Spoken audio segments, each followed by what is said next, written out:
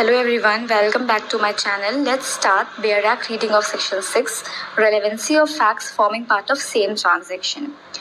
So facts which though not an issue are so connected with a fact and issue as to form part of the same transaction are relevant, whether they occurred at the same time and place or at different time and places. वो fact जो खुद तो issue नहीं है लेकिन बहुत ही ज़्यादा connected है फैक्ट इन इशू से और एक ही ट्रांजैक्शन में हो रहे हैं, form part of same transaction को फॉर्म कर रहे हैं। यानी कि ये सेक्शन कहता है ऐसे फैक्ट्स जो कि खुद तो इशू नहीं है लेकिन कनेक्टेड है फैक्ट इन इशू से, जो कि एक ही ट्रांजैक्शन में हो रहे हो, चाहे तो वो एक वक्त और एक जगह पर हो या अलग अलग जगह और अलग अलग वक्त पर हो रहे हो, पर रिलेवेंट होंगे। इसका इलस्ट्रेशन 1 देखते हैं कि इलस्ट्रेशन ए देखते हैं कि क्या कहता है। So A is accuse of the murder of B by beating him, whatever was said or done by A or B or the bystanders at the beating or so shortly before or after it as to form part of same transaction is a relevant fact। ये illustration कह रहा है कि ए accused है B के murder के लिए।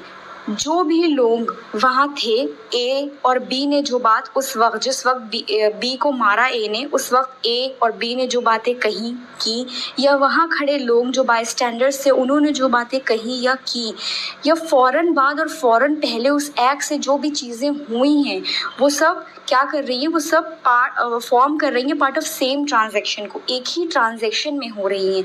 तो ये सारी जो फैक्ट्स होंगे ये रिलेवेंट माने जाएंगे।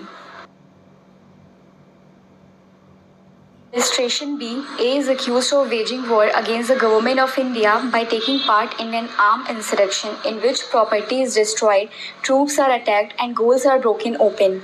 The occurrence of these facts is relevant as forming part of the general transaction, though A may not have been present at all of them. इस illustration में क्या होता है, A accused होता है waging war against the government of India के लिए, जिसमें उसने पार्ट लिया होता है आर्म्स इंसर्क्शन में, जिसकी वजह से प्रॉपर्टीज़ डिस्ट्रॉयड हो रही हैं, ट्रूप्स अटैक्ट हो रहे हैं और बहुत ज़्यादा तोड़फोड़ मचाई जा रही है हर जगह, क्योंकि गवर्नमेंट ऑफ इंडिया के अगेंस्ट युद्ध छेड़ा है ए ने, जिसकी वजह से जिसके लिए वो अक्यूज़ बनाया गया है। अब ये सारी चीज़ें जो हो रही हैं ये अलग अलग जगह पे हो रही हैं और भले ही हर जगह पे ए प्रेजेंट ना हो लेकिन ये फॉर्म कर रही हैं पार्ट ऑफ सेम ट्रांजैक्शन को। जो मेन इवेंट है वो एक है और सेम ट्रांजैक्शन में हो रही है, इसलिए सब रिलेवेंट होंगी। इलस्ट्रेशन सी.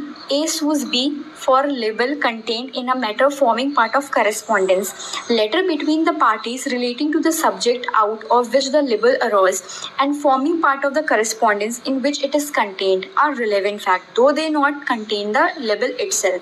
इस इलस्ट्रेशन में क्या हो रहा है, ए और बी जो हैं उन दोनों के बीच लेटर एक्सचेंज होते रहे हैं, जिसमें किसी एक लेटर में ए को ऐसा लगा कि बी ने उसको डिफेम किया है, जिसकी वजह से ए ने बी को यहाँ पर सू कर दिया है कि इसने मुझे लेटर में लेबल किया है या फिर डिफेम किया है।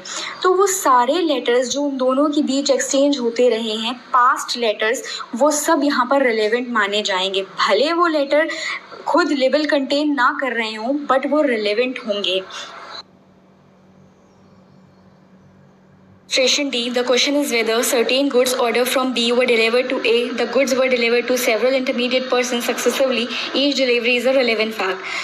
यहाँ पे सवाल ये था कि क्या जो गुड्स ऑर्डर किए गए हैं बी से वो डिलीवर्ड किए उसने ए को, तो जो गुड्स थे वो डिलीवर्ड हुए सेवरल इंटरमीडिएट पर्सन को सक्सेसिवली। यानी कि जो गुड्स थे वो बी ने ए को डिलीवर्ड करने के लिए बी जो इंटरमीडिएट पर्सनस थे उनको भेजे और उनको डिलीवर्ड हुए हैं सक्सेसिवली कि ये गुड्स जो हैं वो ए को डिलीवर करो। तो ये सारी जो इंटरमीडिएट डिलीवरी हुई हैं ये यहाँ पर रिलेवेंट मानी जाएंगी।